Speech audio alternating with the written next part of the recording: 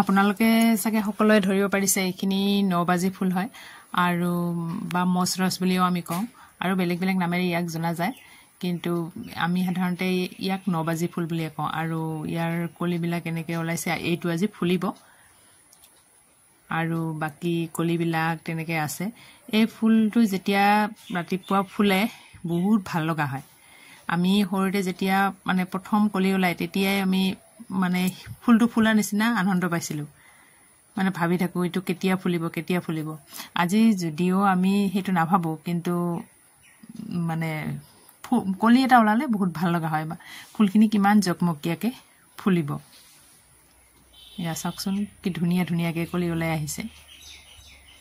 দুই এটা ফুলিও গৈছে কিন্তু এতিয়াহে আৰু ভালকে কলিবিলাক ওলাই আহিছে এইখিনি টাবত ৰুৱা হল কিছুদিন কিন্তু আৰু যদি মই ইয়াৰ ঠাল বিলাক কাটি লগাই দিও তেতিয়া হলে আৰু মানে ঘনকে হ'ব কিন্তু মই তেনেকে কৰা নাই কাৰণ এইখিনি ইয়াত থাকক আৰু বেলেগ ঠাইত বেলেগকে আছে মোৰ অকল এইবাৰ এইটো কালাৰে হৈছে বগা আছিল কিন্তু হেতু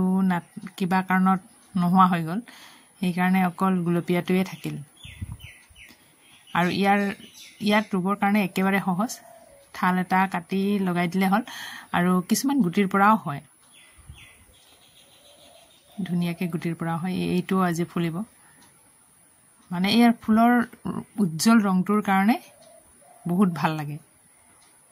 ৰাতিপুৱা একদম উজ্জ্বল আৰু ঠিক 9 বজাৰ মানতে ফুলে কেতিয়াবা অলপ আগতেও ফুলে কিন্তু তাৰ পিছত নুফুলে আৰু দেখিবলৈ বহুত ধুনিয়া পাৰ্সলিনৰ নিচিনাই কিন্তু ইটো আৰু ইয়াৰ পাত বা গছডালো অলপ বেলেগ হয় কিন্তু একে পানী ধৰি ৰাখিব পৰা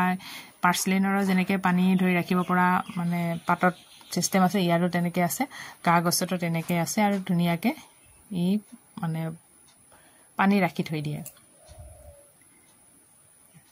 বহুত যদি জেকা ঠাইত হয় বা বহুত পানী দিয়া হয় ইয়াৰ গছটো মৰি যায় বা গছডাল মৰি যায় চাকচোন গুটি কেইটাতে প্ৰায় কলি ওলাই আহিছে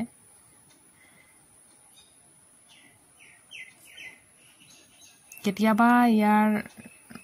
গুটিবিলাক আমি দেখা পাওঁ কিন্তু কেতিয়াবা ইমান সৰু সৰু হৈ থাকে আৰু চাৰিওফালে হিচৰতি হৈ যায় এইখিনি পাৰ্সলিন হয় ওচৰতে আছে আৰু এই পাৰ্সলিনৰ কালাৰটোও মই বহুত ভাল পাওঁ অৰেঞ্জ কালাৰতকৈ আৰু এটা ডিপ হৈ গৈছে কিন্তু এটো মই তেনেকে অনা নাছিলো এটো সাগে দুডাল ফুলৰ সংমিশ্ৰণ হল নেকি